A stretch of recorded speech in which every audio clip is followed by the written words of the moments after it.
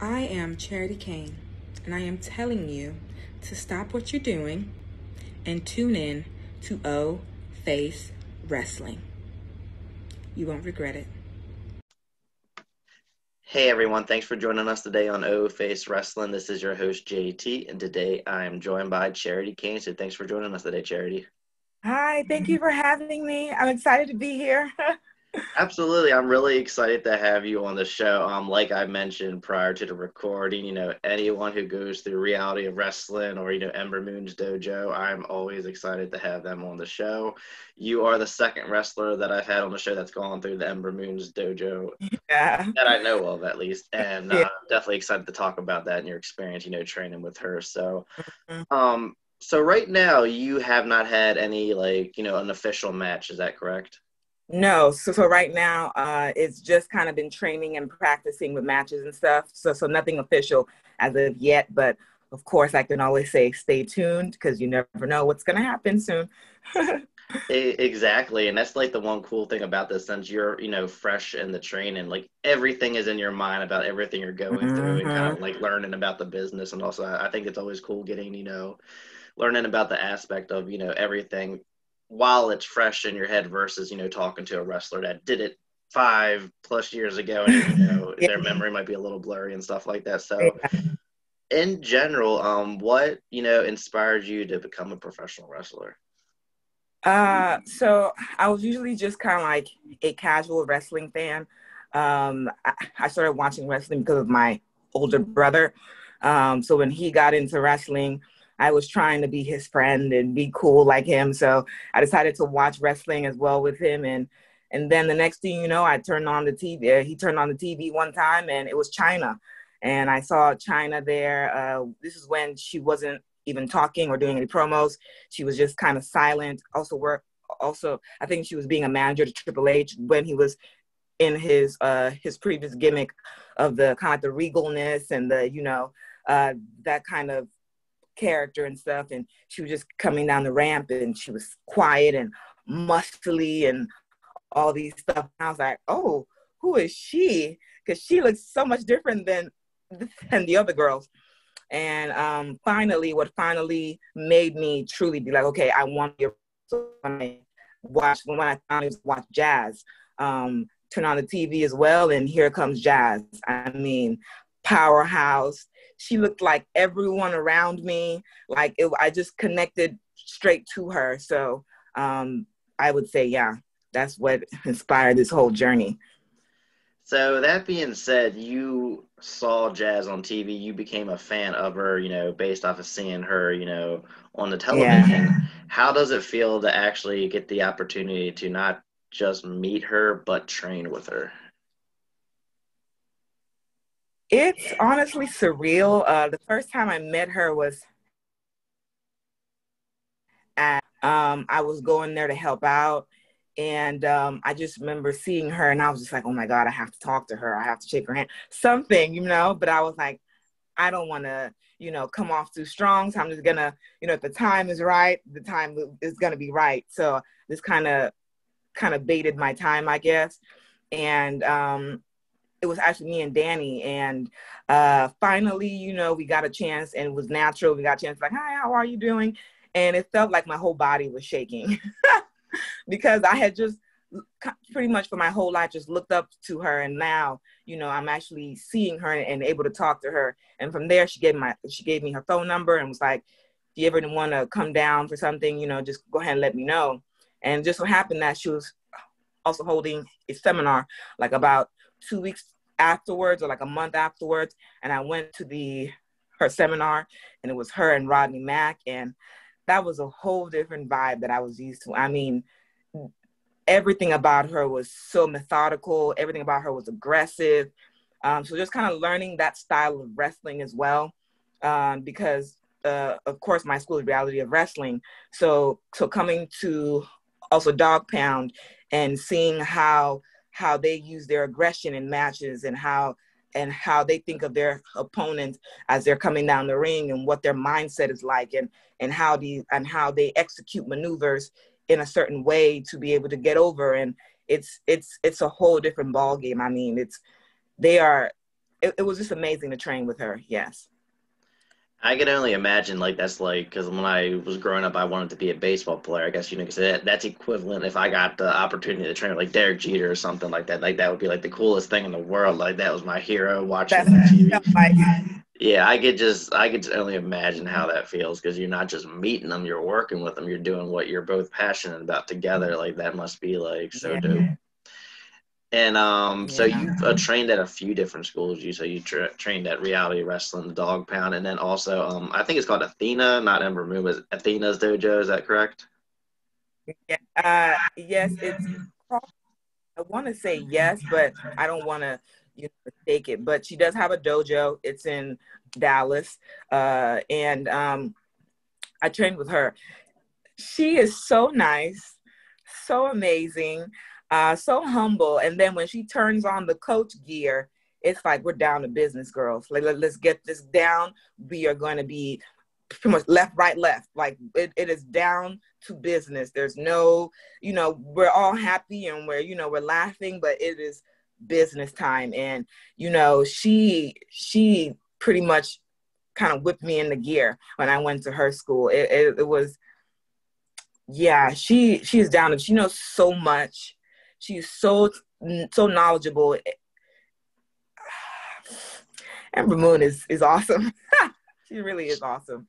She is, because like the thing with Ember is, she trained under Booker T. She was in the Indies for a while, and then of course her being in NXT and WWE, she has a lot of knowledge. And only being she's in her early 30s, and she's done a lot, and that's being able to do as much as she has done, that allows her to really soak in and absorb a lot, and then be able to pass it on to other people. And I've heard the same thing with Danny, like when, how she's like a really down to earth, cool person, but once when you're in training mode, she flips the switch and she's like, let's do it, So, and that's what you need to, do when it comes to wrestling. Like you can't necessarily kind of like take it easy because wrestling's an extremely hard business to get into. It's very competitive. I never knew for the longest time because I was, a straight WWE head. I didn't know wrestling outside of WWE at all. And then I find out there's promotions everywhere, wrestlers all over the world. It's just crazy, and it's a very competitive sport, and you have to be really hard work and really dedicated. It's not something you could really do like part-time if you really get to the top. Yeah.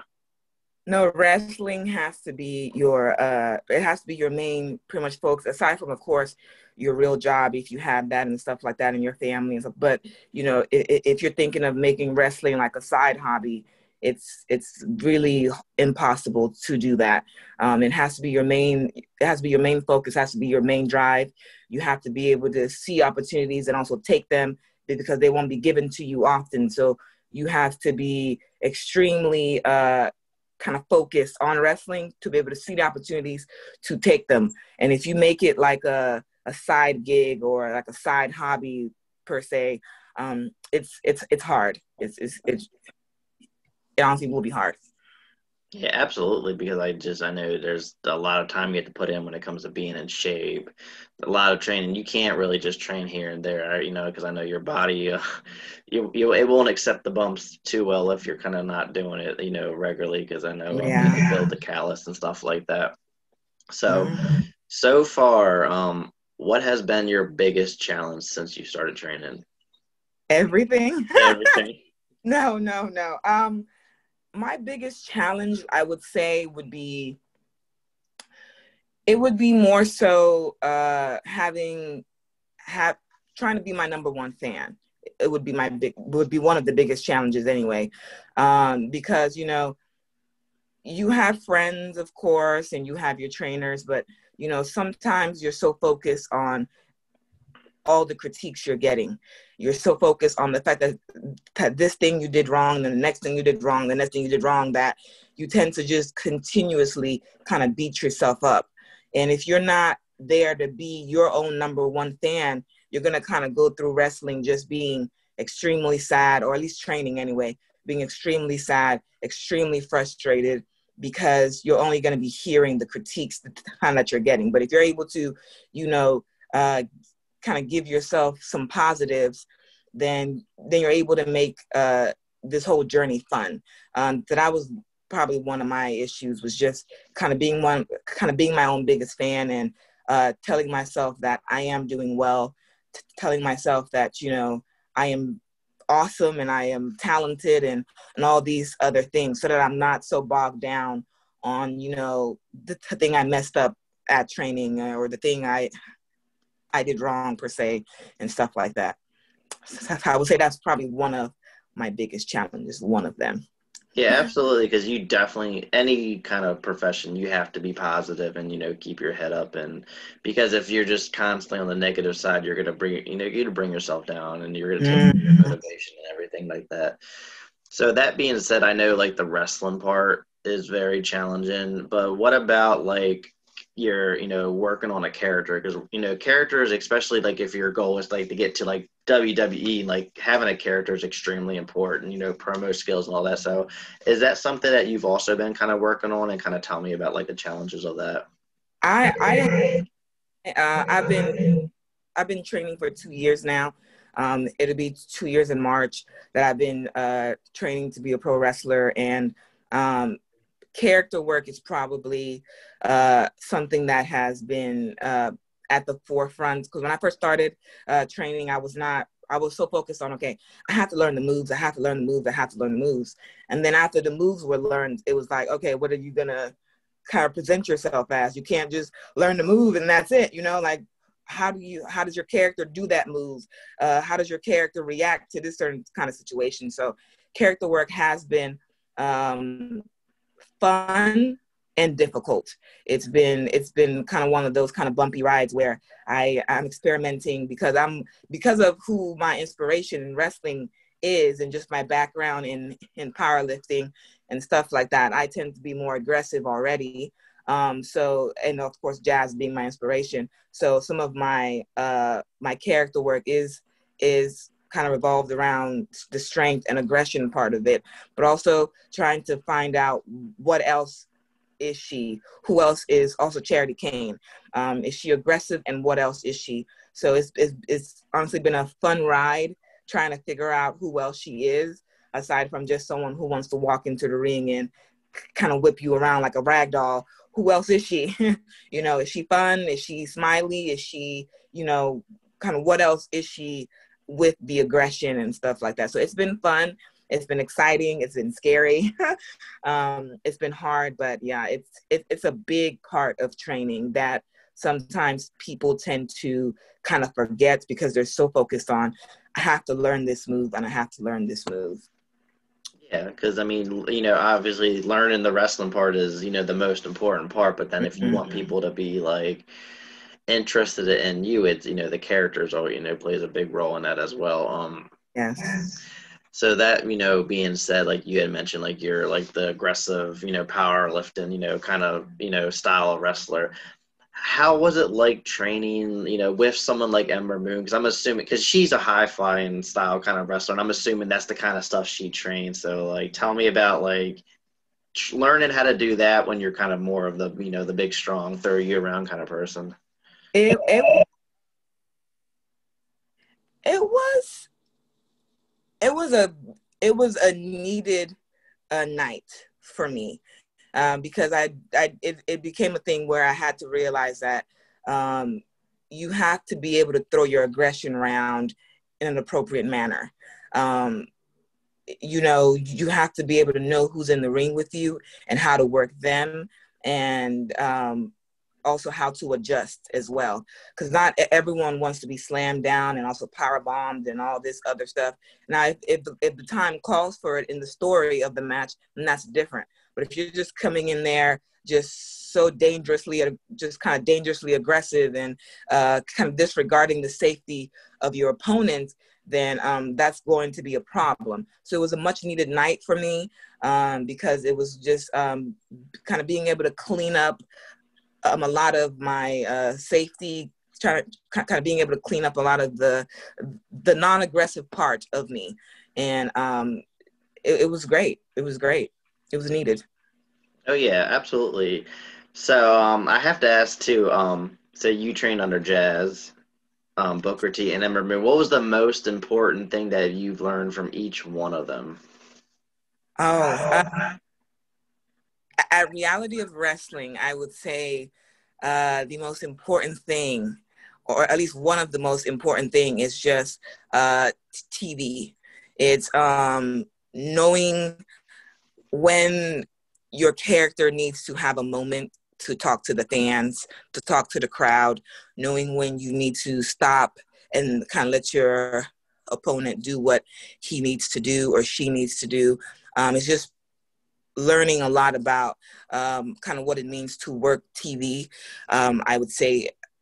And of course, Reality Wrestling gave me a lot of my foundation, from the roles, from learning the roles, from learning the bumps, from learning how to tackle people. So just that foundation, of course, because I wouldn't be where I am now if I didn't go to Reality Wrestling. And then, of course, trying to shine me up in a TV fashion so I don't look a certain way, and just kind of getting me ready for TV at Row. With Ember Moon, it was because before I went to Jazz, so I had gone to Ember Moon before I went to Jazz. So when I went to Ember Moon, it was a lot of the cleanup of the aggression.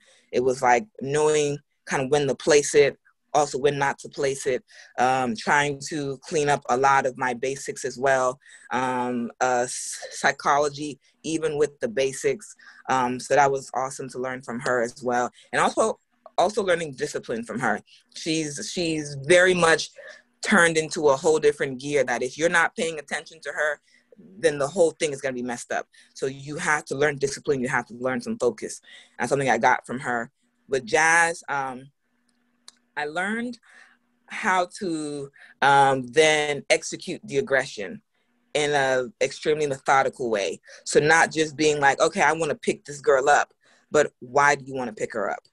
What can you do before you pick her up? Like, yeah, it's cool and all to be strong, but can you kind of think about what's coming before you pick her up and what's going to happen after you pick her up? So kind of learning all those things. Like, before you put someone in the move, can you have probably 2 or 3 things to do afterwards? Can you keep the flow going? And also, when you keep the flow going, is it even making sense in the story of the match?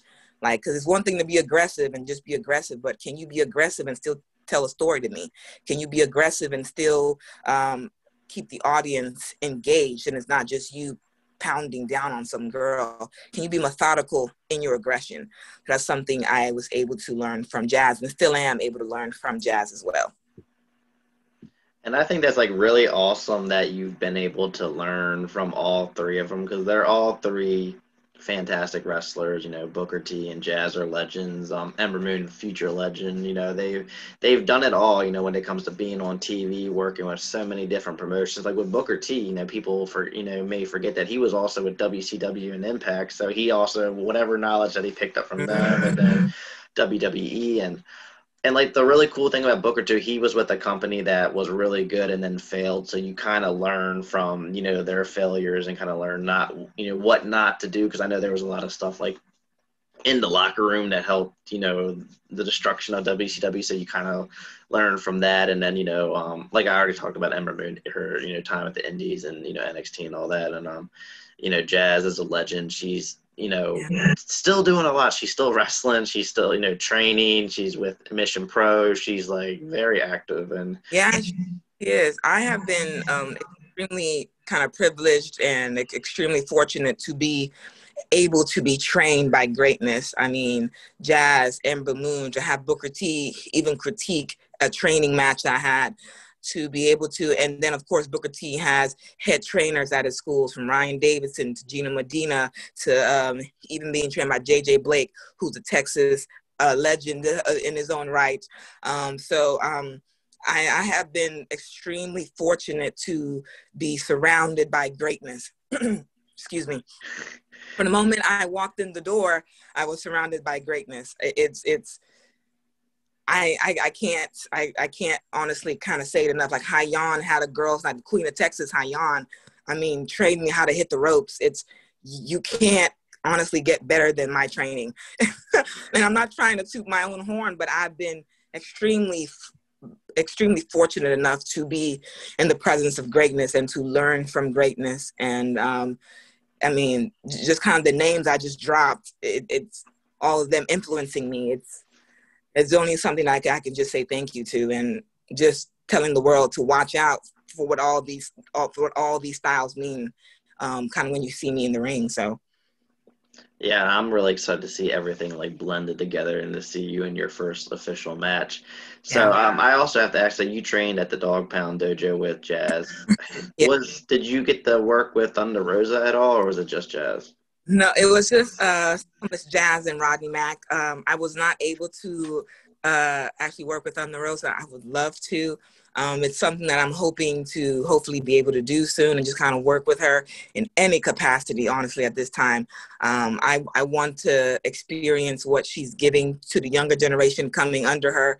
And I mean, she's just amazing. Her energy is so intense. Like I just can't wait to be able to learn from her. Yeah, but I have currently, but I can't wait. Yeah, and like low key, I feel like she is the biggest name never to work with WWE, both men and women. She's a legend, and when I had her on my show, just how passionate she is about women's wrestling. Like it isn't about her; it's about the women's wrestling as a whole. And I feel like anyone who gets an opportunity to work with her is going to learn a lot, whether it's like training or like in the ring in a match. You can only benefit from someone like that, and I am she should have definitely been higher on the PWI than what she was. But yeah, I feel like part of that's just not being with WWE, not having like that huge spotlight on you. But low key, she is definitely like one of the biggest names out there in wrestling. And I'm really happy that she's still like kicking butt. AEW, Mission Pro. She's doing 2 jobs in Mission Pro, so I think that's great as well. And I hopefully you get to work with her as well. And I would definitely like to see you in one of the Mission Pro wrestling shows in the future too, because I know it's in Texas. It's there. It's there. I would love to, Miss Thunder Rosa. I would love to be able to be on her show. I currently kind of help out there as well, so I'm not just kind of staying away from her and then asking for a wrestling match. So I currently do help out there as well. But I would love to work on her show and wrestle pretty much for her and get trained, get some training insight from her as well. So opportunities are endless in Texas. So I would love all the opportunities. I know it's like for the longest time I thought like, the New York, New Jersey area was like a gold mine for wrestling, but then I'm seeing all these schools and promotions in Texas. I'm jealous. Like I want to go visit and go to one of the the Mission Pro shows one day and all, because it's just like it seems like there's so much wrestling in Texas. It's insane. Texas is the best. It is. It's always been a dream since I was little to go visit there, and now that I'm really big into wrestling and I know about all the wrestling they got down there, it makes me want to go even more now. Yeah. So now for my next question I have for you. So this is a non-wrestling related question. So what about you are you passionate about that you would want people to know? It could be video games, some kind of, Star Wars nerd, stuff like that. Non-wrestling related? Yes. Oh, okay. I am really passionate about everything about me. I'm just kidding. Wouldn't that be self-centered? A little me bit. Passionate about me. No, I'm passionate about pretty much mental health. It not to put my own business out there, but it does run in the family, and I'm passionate about people getting the help that they honestly need. I'm passionate about so my folks who stutter. It doesn't matter how you say the word, doesn't matter how the word comes out, honey. It just matters about the content. Okay, you are smart, you are intelligent, you are beautiful. It doesn't matter if you stutter or not. As a speech therapist, I am extremely passionate about my folks who stutter, and it's aside from wrestling, I would say those 2 things are big in my life. And of course, my weightlifting, having to lift heavy, making sure that folks are able to get in some kind of exercise. I'm not telling you to have to squat 300 pounds like me. I'm not asking you to do that, you know, but if you can't hit the weights, you can always walk outside in your neighborhood. You can always, you know, find a way to get in some kind of exercise and stuff. Yeah, there's definitely a lot of ways to, you know, exercise, you know, even outside of you know, the powerlifting. I'm personally, like, I'm a cardio person. I love going for walks and stuff like that because it's also good for the mental. And, you know, that being said, you know, you mentioned like stuttering and, you know, you know, the depression and stuff like that. That is something that I also like am pretty passionate about too. I do tend to stutter a lot. That's one of my big things with this show. It, you know, it helps kind of open, you know, the doors for me to improve on, you know, kind of like conversations and all, because I grew up being, you know, stuttering, social awkwardness and stuff like that. Like, so like I definitely feel you on that. That's definitely always been a big passion of mine, is, you know, just to be nice to people, because you never know what they're going through, you know. Yeah. So final question that I have for you. Oh, We are now in the beginning of 2021. What are yes. your wrestling goals for this year? My wrestling goals are just to keep on getting better. I have so much drive and passion right now, and I want to put all of that into just getting better, and, you know, to the point where in the future I can and will be a legend. And the only way to get to that status is to constantly get better and surround myself with greatness and learn from greatness. So my wrestling goal is to get better. Now, more specifically, it's of course to have my first professional match this year. I want to show the world what 2 years of training looks like at Reality of Wrestling, what 2 years of training and kind of tapping into Ember Moon looks like, what the 2 years of training combined with also learning from Dog Pound Dojo, what that looks like. I want to show people what 2 years of training with greatness looks like in the ring. So 2021 is all about that first match, and I'm excited about it. Me as well. I'm definitely hoping that you do get that first match sometime soon here in 2021, and hopefully I'm able to see it, you know, streaming live. Because one cool thing I tell everyone is now a lot of independent promotions are streaming, you know, so now you don't have to actually be there in person to see it. So I'm hoping I get the opportunity to see that. So that being said, you've been training for 2 years. Do you have a finisher? Do I have a finisher? I have, and when the match happens, I will send you the link and I will let the whole world know what the finisher is. Awesome. Yeah, that's always like the biggest part of the match, is the finisher. And I'm really excited to see what you have in stores. Like, because like I said, you're a power lifter. Is it some kind of intense power bomb, or, you know, you train with Ember Moon? Are you jumping off the ropes doing, you know, something crazy? Like, exactly. But find out when you tune into my life, baby. You will find out. And I will definitely be looking forward to that. So, Charity, I just have to thank you so much for joining us today on O-Face Wrestling. This was a very fun interview, and it was really cool getting to learn, you know, a little bit about, you know, your training with, you know, Jazz, Booker T, and Ember Moon, learning about, like, you know, yourself and just everything you've been going through with the training. I think that's really cool, because I've never had anyone who's been through all of them, so I think that's really cool, like, hearing about how you've been adapting to all three different styles and everything. Yeah. I'm excited. I appreciate you for even being interested in me, and I pretty much thank you for giving me a platform to finally introduce the world to Charity Kane, and I'm excited about it. Thank you. Absolutely. No problem at all. Yeah, that's kind of the thing here with O-Face, and that's one of my big goals for 2021, is to kind of start focusing on women who are newer to the business, who haven't had a platform to, you know, share their story with yet, because those are the, you know, they're the organic stories, you know, no one knows about, you know, those stories, and I want, you know, to give you all an opportunity to share your stories and all. Thank you. I appreciate that. Do you want to let everyone know where to find you on social media? Yes, my Instagram is at @CharityKane_. My Twitter is also at @CharityKane_. And you can find me on Facebook at Charity Kane, because you guys need to follow me.